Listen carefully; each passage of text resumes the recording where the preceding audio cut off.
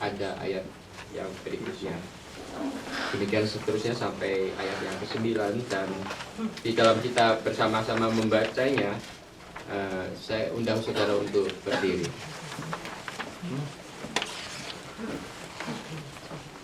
Yosua pasal 4 ayat yang pertama, demikianlah firman Tuhan. Setelah seluruh bangsa itu selesai menyeberangi sungai Yordan, berfirmanlah Tuhan kepada Yosua demikian.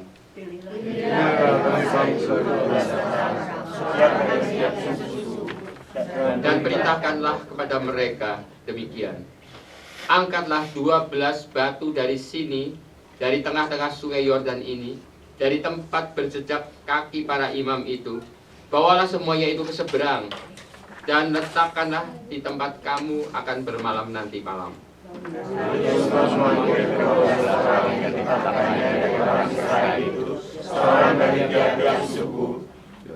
Dan Yosua berkata kepada mereka, menyeberanglah di depan tabut Tuhan Allahmu ke tengah-tengah sungai Yordan, dan angkatlah masing-masing sebuah batu ke atas bahumu menurut bilangan suku orang Israel, supaya ini menjadi tanda di tengah kamu jika anak-anakmu berada di kemudian hari, apakah artinya batu ini bagi kamu. Maka haruslah kamu katakan kepada mereka bahwa air sungai Yordan terputus di depan tabut perjanjian Tuhan. Ketika tabut itu menyeberangi sungai Yordan, air sungai Yordan itu terputus. Sebab itu batu-batu ini akan menjadi tanda peringatan bagi orang Israel untuk selama-lamanya. Maka Israel itu melakukan seperti yang diperintahkan Yosua. Mereka mengangkat 12 batu dari tengah-tengah sungai Yordan, seperti yang difirmankan Tuhan kepada Yosua, menurut jumlah suku Israel. Semuanya itu dibawa mereka ke seberang, ke tempat bermalam, dan diletakkan di situ. Pula Yosua menegakkan 12 batu di tengah-tengah sungai Yordan itu, di tempat bekas berjejak kaki para imam pengangkat tabut perjanjian itu. Batu-batu itu masih ada di sana sampai sekarang. Sampai di sini pembacaan firman Tuhan. Berbahagialah kita sekalian yang masih diberikan kesempatan untuk mendengarkan akan firman Tuhan ini, yang kemudian menyimpan dalam hati serta melaksanakan di dalam kehidupan sehari-hari. Haleluya. Haleluya. Haleluya. Haleluya.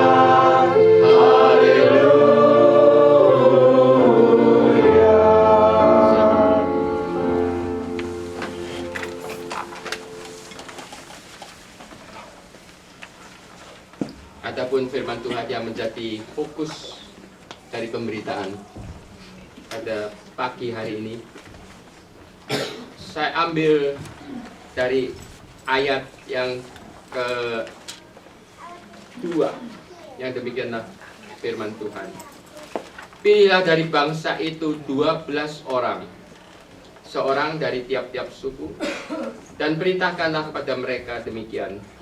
Angkatlah 12 batu dari sini, dari tengah-tengah sungai Yordan ini, dari tempat berjejak kaki para imam itu. Bawalah semuanya itu ke seberang, dan letakkanlah di tempat kamu akan bermalam nanti malam. Saudara-saudara yang dikasihi oleh Tuhan Yesus Kristus, kalau kita bayangkan keadaan pada waktu itu, dan kita andaikan berada di sana dan mendapat perintah seperti ini, bagaimana perasaan kita, saudara? Apakah ada tanda tanya di dalam hati? Ataukah kita lakukan ya normal aja, kita nggak peduli? Bayangin, Anda sudah sampai di tepi sungai Yordan, menyeberangi sungai Yordan itu dengan sukses, kemudian mendapat perintah,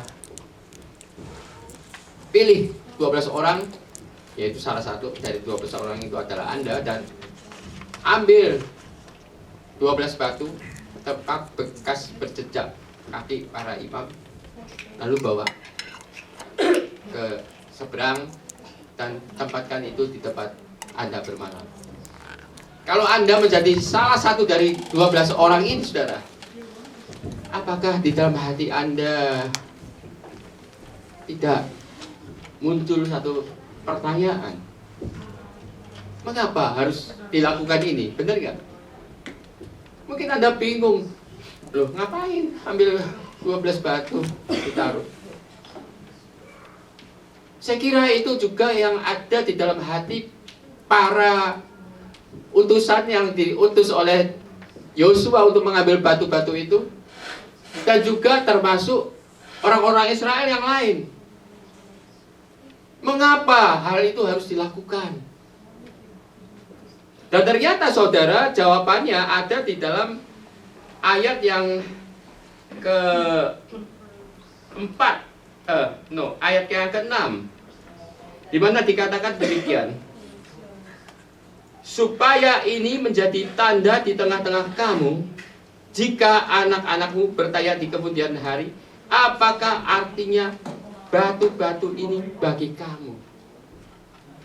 Saudara, ternyata Tuhan sudah menjaga. Mungkin di kelak kemudian ada yang tanya,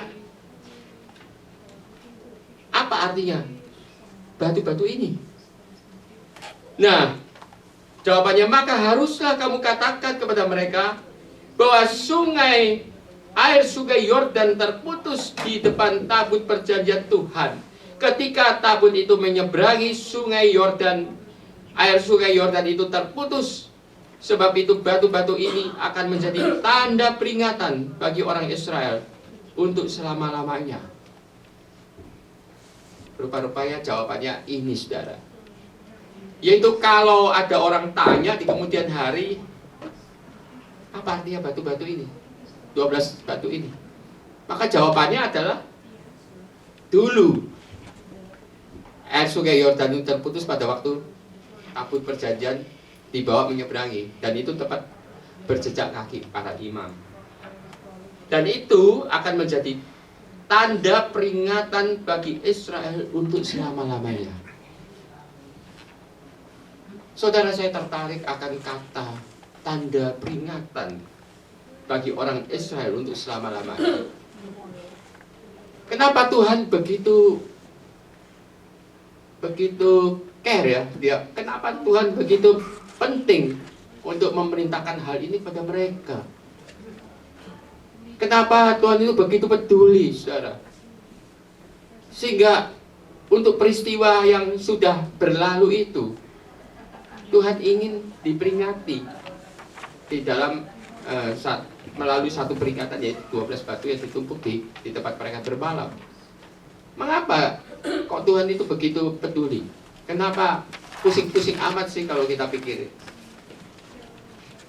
Saudara, di sini masalahnya, saudara, bahwa ada kuasa sebenarnya di dalam peringatan atau kesaksian. Sehingga Tuhan begitu peduli ngatur sampai detail demikian, saudara. Karena dia tahu, saudara, bahwa ada satu kuasa di dalam peringatan atau kesaksian. Apa itu, saudara? Saya mau mengajak saudara untuk melihat apa akibat dari batu-batu yang ditaruh di sana sebagai peringatan. Saudara, kalau mereka melihat di kemudian hari, maka jawabannya kan seperti yang tadi sudah diinstruksikan Tuhan pada Yosua. Ya. Mereka menjawab, ya karena dulu Tuhan pernah berbuat demikian dan demikian dan seterusnya. Dan itu menjadi peringatan bagi kalian. Nah, sekarang timbul pertanyaan kita, mengapa harus demikian, bukan? Nah, saya katakan tadi, ada kuasa di dalam peringatan. Mengapa demikian, saudara? Karena peringatan itu menghasilkan dua hal yang positif. Yaitu yang pertama, memuliakan Allah. Dan kedua, menguatkan iman dan mendatangkan berkat. Saudara, saya mau memberikan contoh akan statement ini, yaitu bahwa ada kuasa di dalam peringatan, karena setiap peringatan ataupun kesaksian itu mempunyai dampak yang positif. Dua hal. Yang pertama, kesaksian atau peringatan itu memuliakan Tuhan. Dan yang kedua, akan menguatkan iman dan mendatangkan berkat. Sebagai contoh, kita lihat di dalam Kejadian pasal yang 8 ayat yang ke-20 sampai ke-22. Kejadian 8 ayat 20 sampai 22.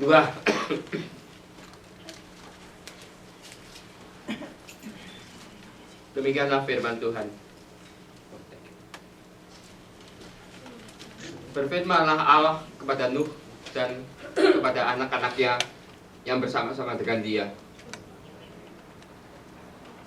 Sesungguhnya aku mengadakan perjanjian, bukan ini.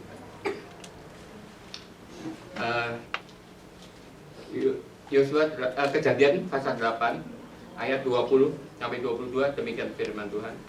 Lalu Nuh mendirikan mezbah bagi Tuhan dari segala binatang yang tidak haram dan dari segala burung yang tidak haram. Diambilnya lah beberapa ekor, lalu yang mempersembahkan korban bakaran di atas mezbah itu.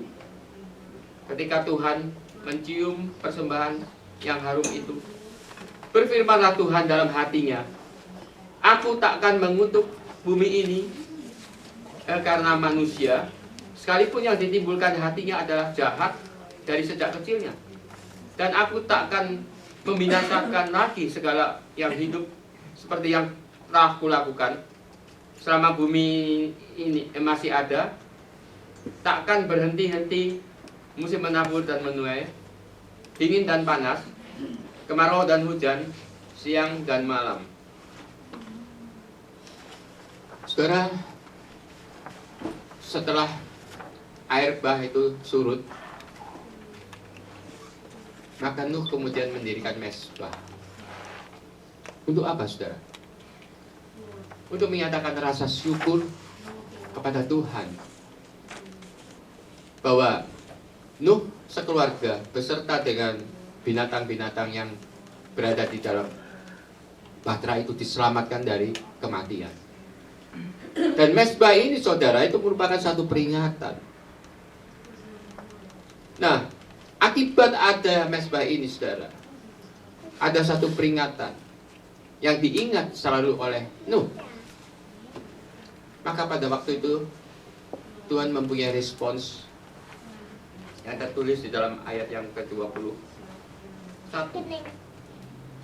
Itu ketika Tuhan mencium persembahan yang harum itu, kemudian berkatalah Tuhan dalam hatinya, aku takkan mengutuk bumi ini lagi karena manusia, sekalipun yang ditimbulkan hatinya adalah jahat dari sejak kecilnya. Dan aku takkan membinasakan lagi segala yang hidup seperti yang telah kulakukan. Selama bumi masih ada, takkan berhenti-henti musim menabur dan menuai, dingin dan panas, kemarau dan hujan, siang dan malam. Itu dampaknya, saudara. Dampak dari persembahan, korban persembahan yang disampaikan oleh Nuh kepada Tuhan dan yang menjadi peringatan untuk selama-lamanya.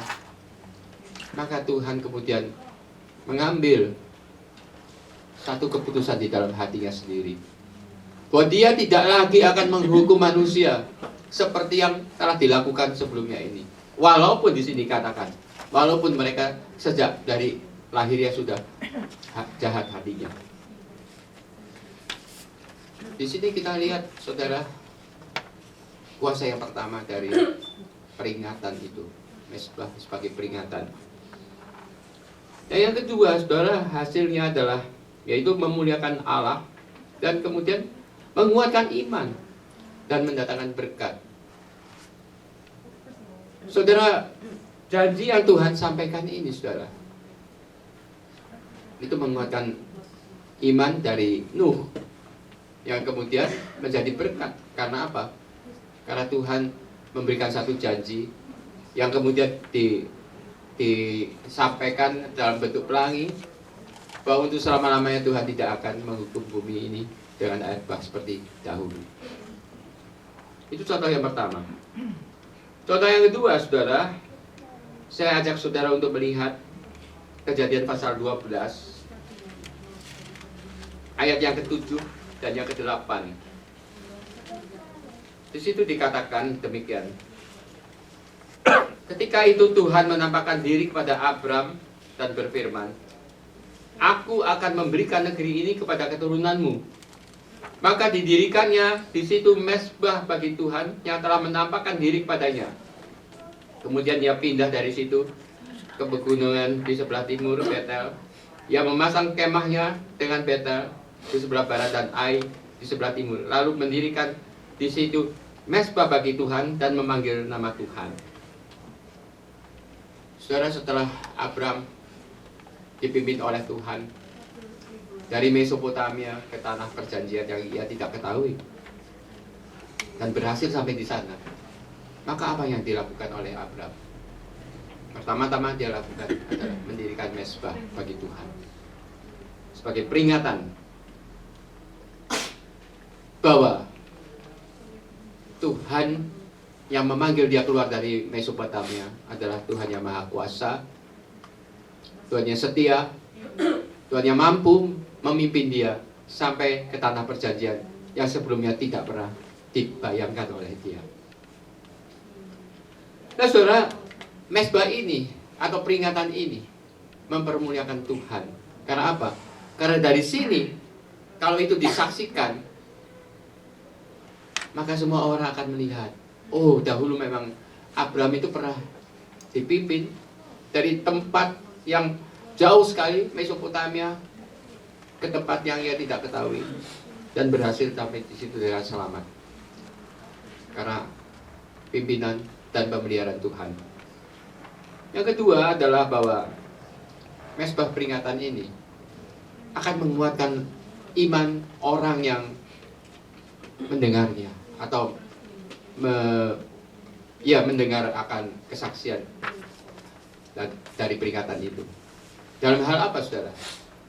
Ya kita lihat aja, saudara.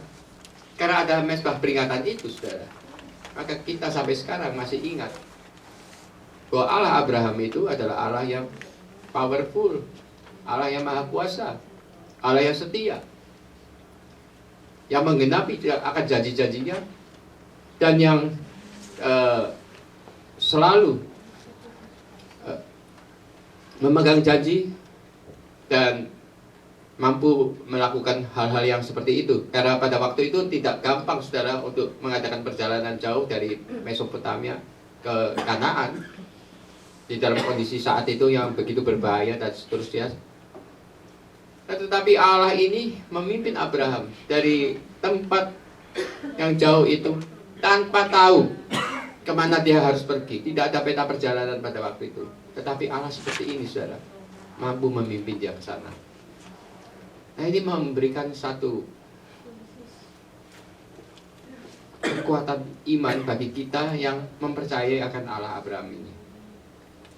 Bahwa apa yang Allah sudah lakukan kepada Abraham, itu dia juga mampu lakukan kepada kita sekalian. Kalau dia menghendaki kita melakukan sesuatu, maka dengan pimpinan Tuhan, maka itu pasti akan berhasil. Walaupun kelihatannya mustahil, tetapi Allah Abraham membuktikan bahwa perjalanan dari Mesopotamia ke tanah yang tidak diketahui oleh Abraham ini berhasil. Demikian juga Tuhan dapat memimpin kita kepada satu tugas atau kita mempunyai tugas yang Tuhan kehendaki, yang walaupun itu mungkin sulit, walaupun kelihatan mustahil, tetapi Allah seperti ini, saudara, yang disembah oleh Abraham, yang menjadi Allah kita, mampu akan menolong kita to overcome segala kesulitan itu. Ini menguatkan iman kita, saudara. Dan of course, itu mendatangkan berkat di dalam kehidupan kita. Nah, saudara, di kemudian hari kita lihat bahwa Tuhan juga memberikan perintah untuk merayakan Paskah. Yaitu di dalam Keluaran pasal 12 ayat 1 sampai 28, tidak perlu kita baca karena terlalu panjang. Tetapi intinya adalah bahwa setelah Tuhan secara successful memimpin bangsa Israel keluar dari Mesir menuju ke Kanaan dengan rintangan yang begitu besar dari Fir'aun, dan juga ada halangan dari Laut Teberau pada waktu itu, dan mereka dengan sukses melewati itu semua di bawah pimpinan Tuhan. Maka Tuhan ingin itu diperingati, dan perintah untuk memperingati itu dijadikan atau dilembagakan sebagai satu perayaan Paskah, di mana pada hari-hari yang sesuai dengan apa yang dilakukan Tuhan, jadi pada tanggal yang sama, maka Israel diminta Tuhan untuk memperingatinya. Nah, akibatnya apa, saudara? Kita lihat bahwa perayaan Paskah itu selalu mengabarkan kepada orang yang melihatnya atau mendengarnya sebagai sesuatu kesaksian bahwa Allah Israel itu adalah Allah yang powerful, yang luar biasa, yang mampu melakukan segala sesuatu. Itu memuliakan nama Tuhan, bukan? Dan kedua, itu menguatkan iman orang yang mendengarnya. Terlebih lagi kalau kita sebagai orang Kristen yang mengimani bahwa Allah yang mengeluarkan Israel dari perbudakan menuju ke tanah perjanjian itu adalah Allah yang sama yang kita sembah juga, maka bukankah itu menguatkan iman kita? Jadi perayaan Paskah yang merupakan peringatan itu, saudara, itu mempunyai power seperti itu. Nah, di kemudian hari, saudara, Tuhan kemudian memeteraikan juga setiap perbuatan baiknya kepada Israel di dalam perayaan-perayaan hari raya Israel yang dikhususkan oleh Tuhan untuk mereka peringati terus-menerus setiap tahun. Dan juga itu diturunkan terus, saudara, yaitu peringatan-peringatan apa yang sudah Tuhan lakukan kepada umat, ya, kepada orang Kristen terutama, juga melalui peringatan hari-hari raya Kristen, mulai dari Natal sampai Pentakosta. Di situ kita melihat bagaimana Tuhan ingin segala perbuatan baik yang dilakukan oleh Yesus Kristus untuk menyelamatkan kita dari dosa, untuk menebus kita dari hukuman neraka, dan memberikan keselamatan nanti itu kekal bagi kita, itu diperingati. Dan itulah, saudara, yang menjadikan sesuatu yang penting dari peringatan itu sendiri. Karena peringatan itu sekaligus merupakan kesaksian yang membesarkan nama Tuhan. Dan dari situ kita bisa melihat, saudara, kalau peringatan itu kita lakukan, peringatan Paskah, kemudian juga segala perayaan hari raya Yahudi, dan kemudian rangkaian peringatan apa yang Kristus sudah lakukan buat kita untuk menebus dosa kita, maka, saudara, itu pertama-tama seperti yang saya lihat adalah bahwa semuanya itu membesarkan nama Tuhan, yang mempermuliakan Dia. Dan kedua, mengingatkan kepada kita apa yang sudah dilakukan oleh Tuhan.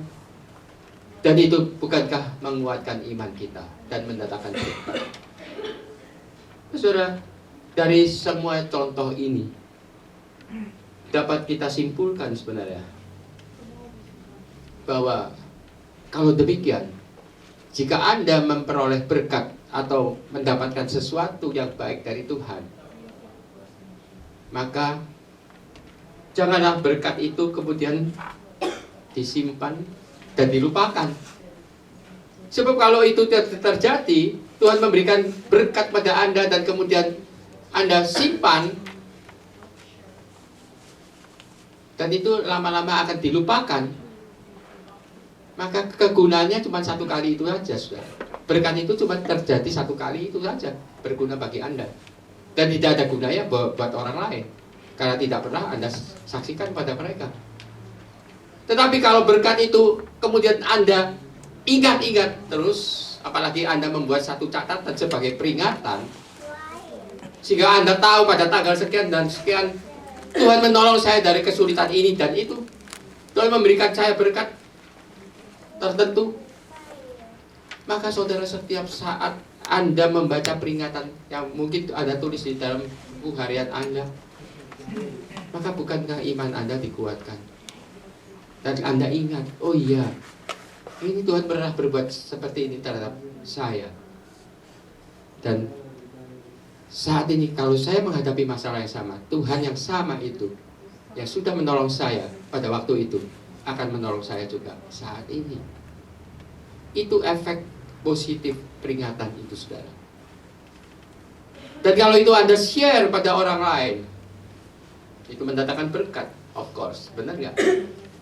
Setiap orang yang mendengar akan merasa, wah, saya perlu juga memiliki Allah seperti itu. Atau kalau dia sudah menjadi orang Kristen, maka dia akan tergugah hatinya. Karena apa? Karena dia melihat satu contoh bagaimana Allah itu dapat dipercaya dan dapat menolong dia dari apa yang Tuhan perbuat pada Anda. Jadi saudara melihat semuanya ini, maka firman Tuhan di sini mengingatkan pada kita sekalian, saudara.